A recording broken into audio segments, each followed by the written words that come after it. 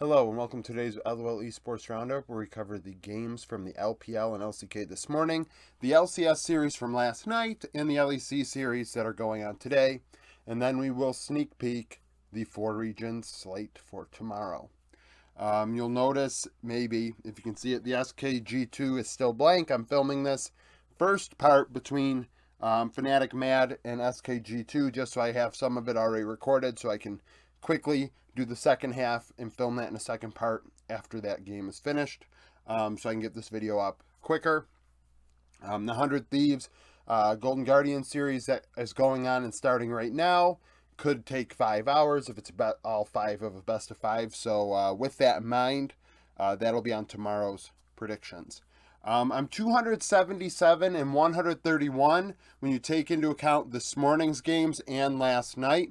So the LEC games are not factored in there right now. CLG and C9. C9 10th in the power rankings, 14 and 4, would beat CLG 3-1.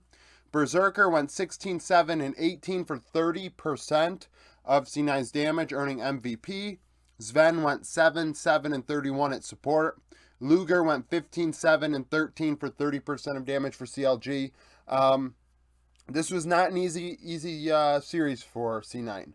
I thought C9 was going to roll CLG, especially after CLG had just beaten them. I figured C9 would have made adjustments and prepared for this a lot better, and they simply didn't. Sure, they won, but it was not, like I said, was not clean. I thought that CLG they won a game, but I would say that they had a chance to win another easily. C9 really just kind of coming out flat. The bot lane wasn't as impactful as I thought it needed to be. Eminez, very coin flippy. They played Kesante mid in the game. I think that's the game they lost, if I recall correctly. Just not a great situation from C9, despite winning. I mean, you win, you move on, and you say to yourself, okay, well, we move on, right? We move on from this, and we're in a decent spot. But at the same time, you would have liked, cleaner play. I mean, it's pretty much as simple as that.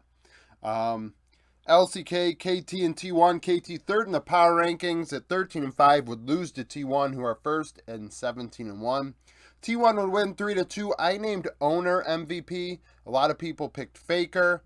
I actually, ironically enough, the four series from this morning, I went 4 for 4 in the predictions, and also got all 4 predictions right when it came to series score. I had T1 3-2. Part of me thought KT could win it, honestly, and it came actually down to a 55-minute game 5. And Cuz dying 10 times for KT to lose. KT are a very good team.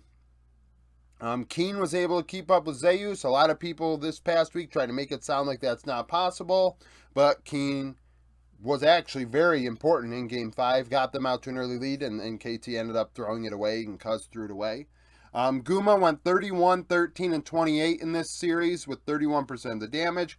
Carrier 3, 18, and 57 had the best KDA.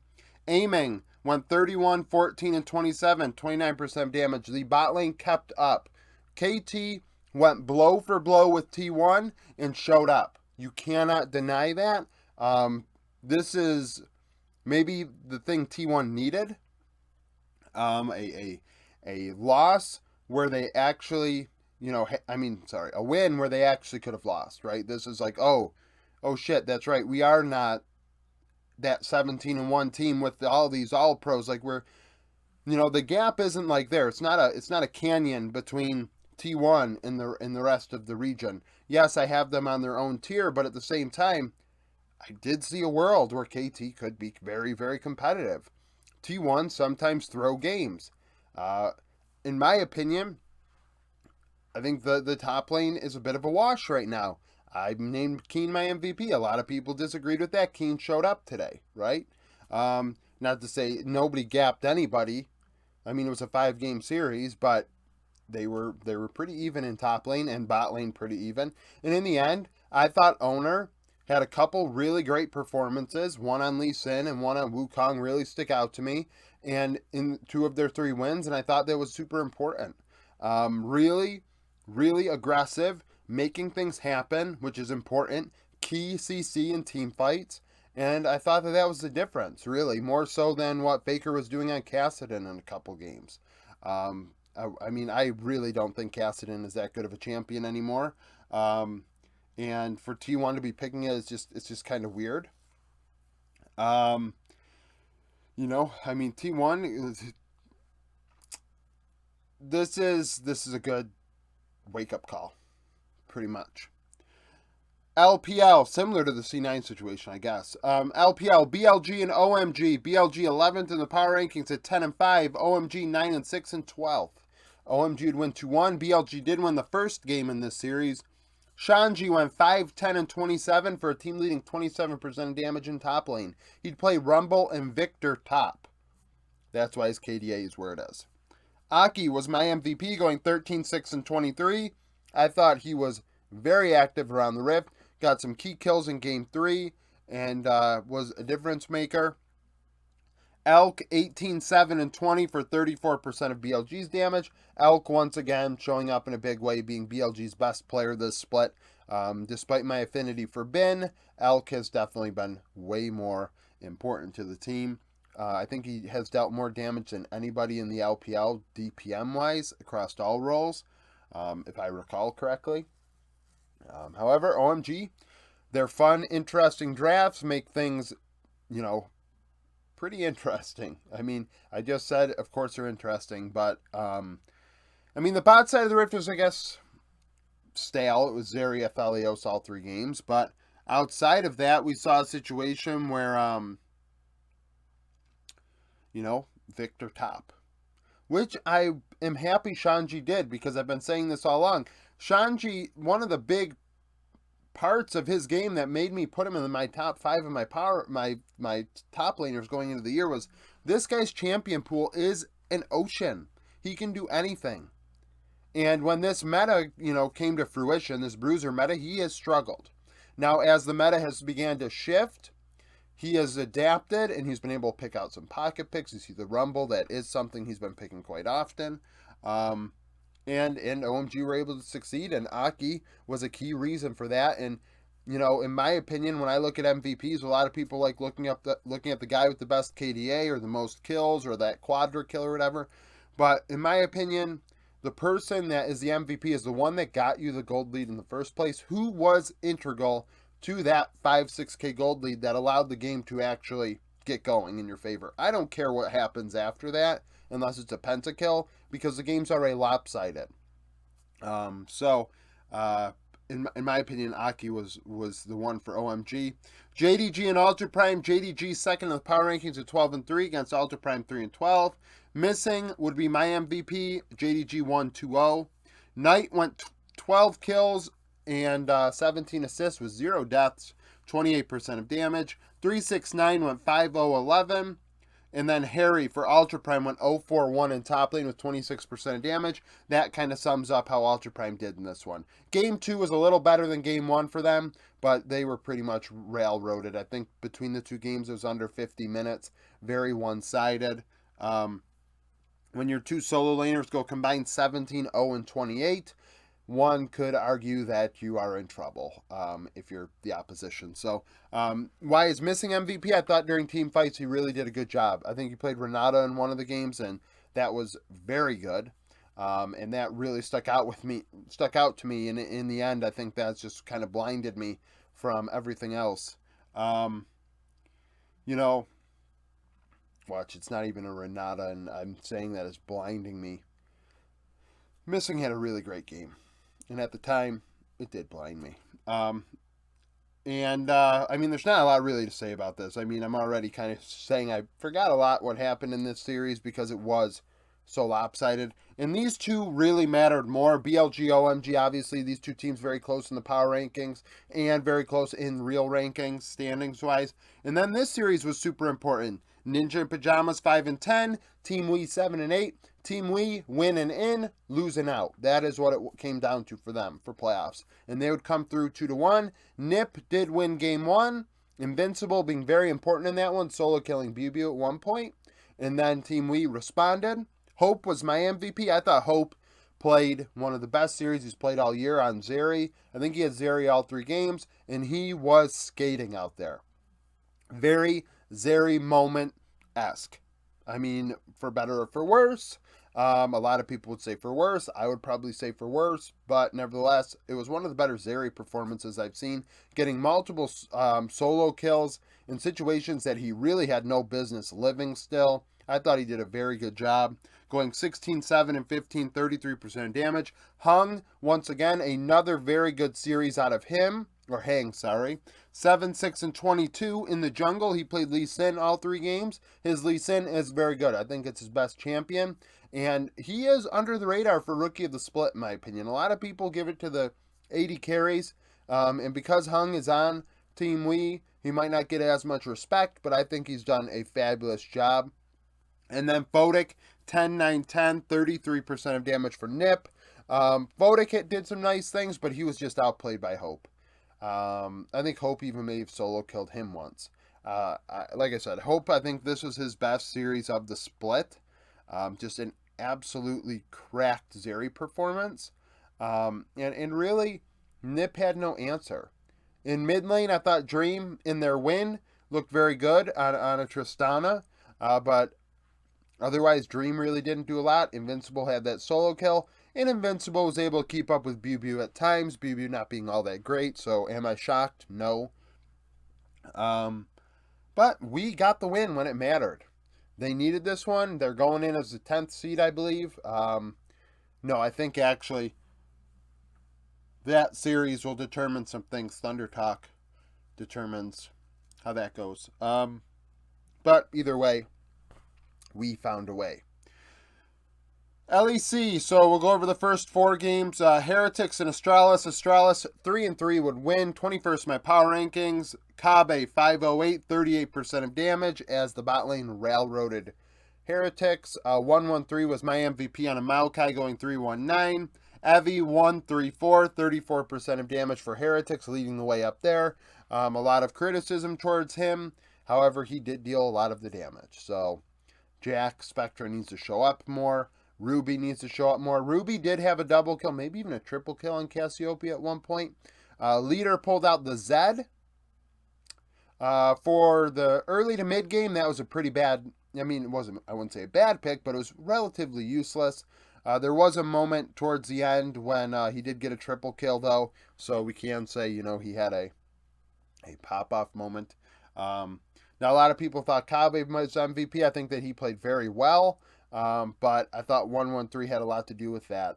His ganks being on point, his Maokai ultis doing what they had to do during team fights, and, you know, cleaning up after what 113 is setting up is not all that hard.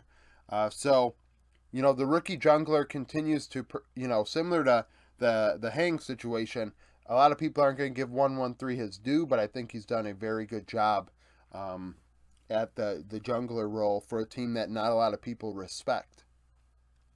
XL and Koi 23rd would win. XL threw this one.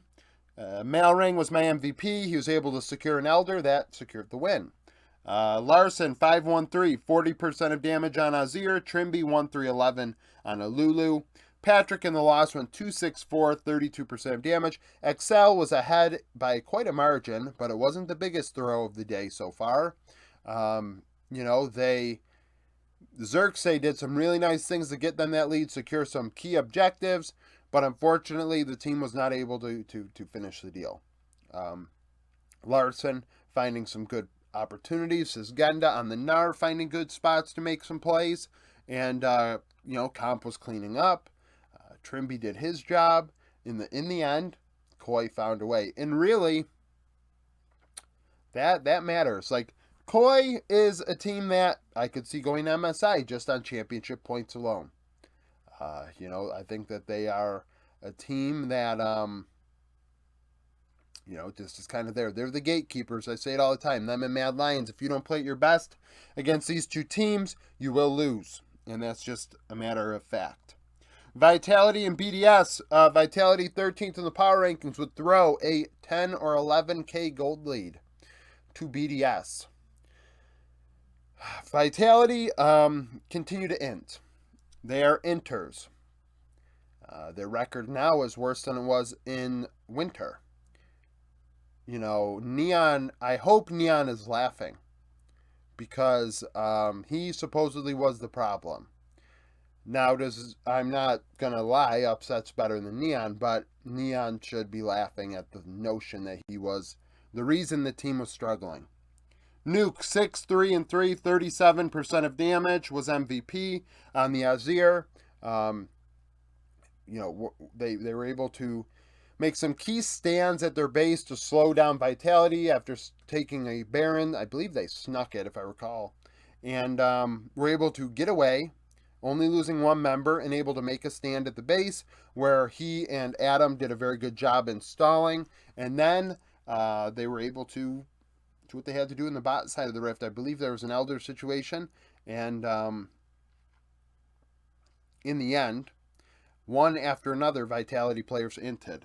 Upset went 6-2-5, 36% of damage. Adam went 1-2-7 for BDS on the Malphite.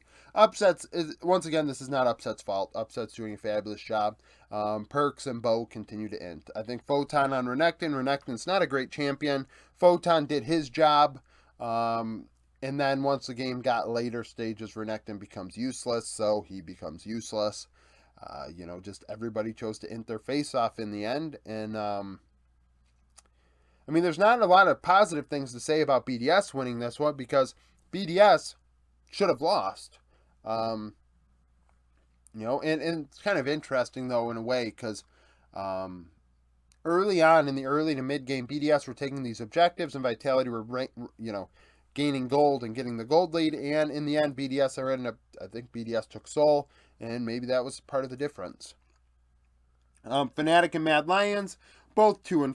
Fnatic would win. Humanoid 2-1-11, 34% of damage. Oscarinin on an Olaf was MVP, going 8-08. Chasey for Mad Lions went 2-3-3, 29% of damage on Gnar. The early to mid game was close. A fight around 20 minutes at Drake really sticks out to me as when the game started to go to Fnatic's side. Mad Lions, Hilly specifically, began to int on Nautilus. His hooks were downright awful in the mid to late game. Just completely missing targets that weren't moving. It was really, really piss poor. Reckless started coming on to the mid to late game as opposite. I was going to say as well, but he ended up coming on strong. A long-range rocket towards Drake Pit sticks out to me that really was able to bring down Karzi's HP, which allowed the fight to go heavily in Fnatic's favor. And Fnatic were able to just outright win team fights with Oscarinin. Advian on Braum was very impactful. Humanoid, obviously, his KP is high. Razork initiating, doing what he had to do.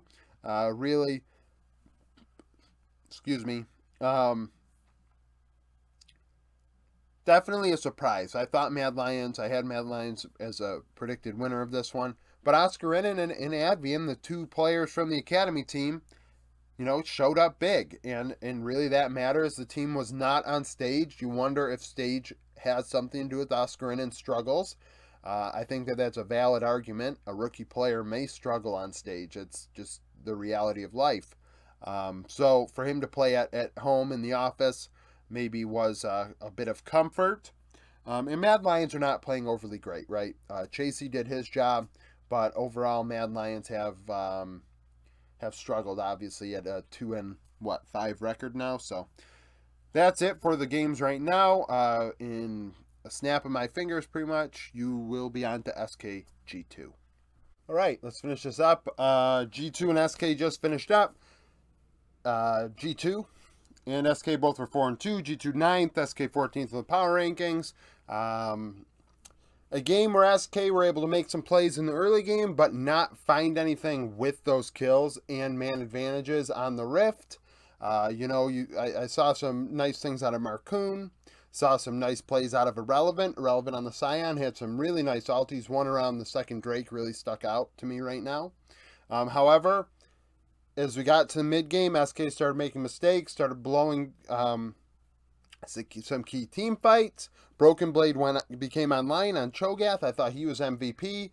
Not only that, actually, decision to take the third Drake by Was it by SK taking the third Drake? Or was it when they took that second Drake after they won that team fight?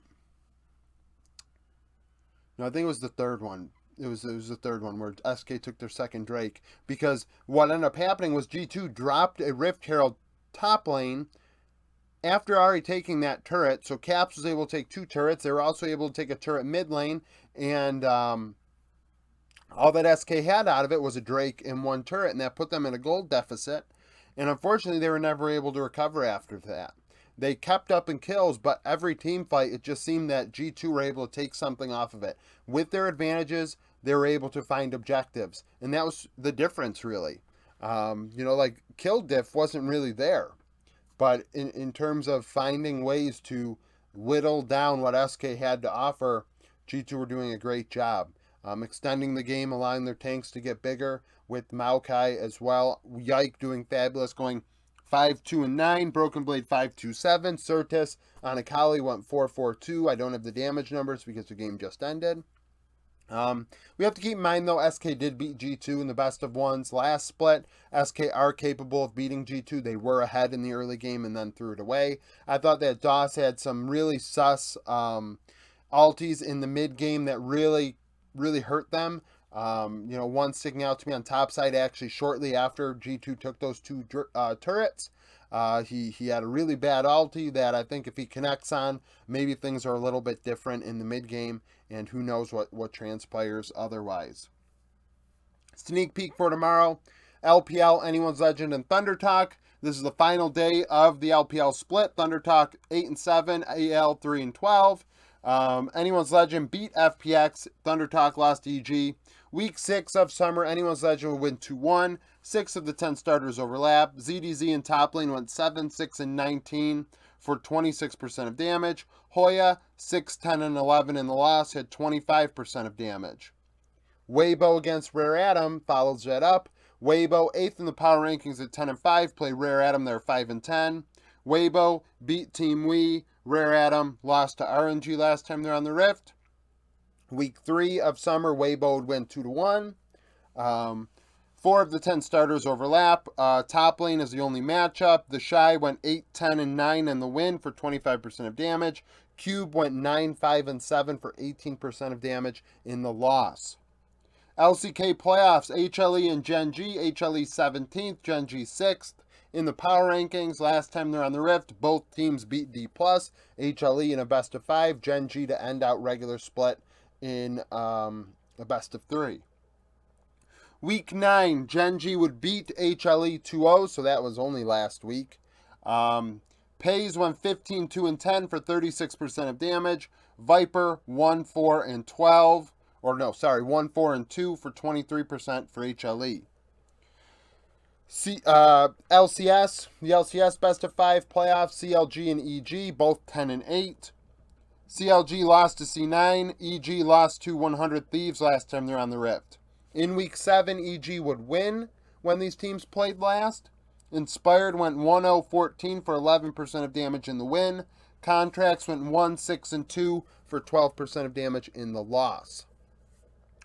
LEC preview. So, Astralis and Excel start us off. Astralis 4 and 3, Excel 2 and 5. Astralis 21st in the power rankings. In winter split, they played in week 2. Astralis would win. Kabe went 10-0-7 in the win with 38% of damage. Patrick went 3-4-2 for 30% of damage in the loss. Game 2 is SK and Mad Lions. SK 4 and 3, 14th in the power rankings against Mad Lions who are 2 and 5.